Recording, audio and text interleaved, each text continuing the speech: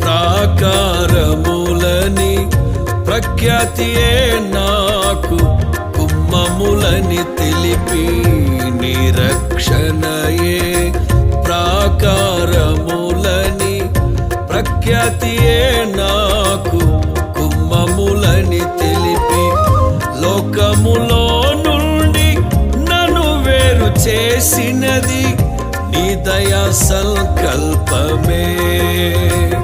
లోకములో నుండి నన్ను వేరు చేసినది నీ దయా సంకల్పమే. ప్రభువా నీ కలువరి త్యాగములో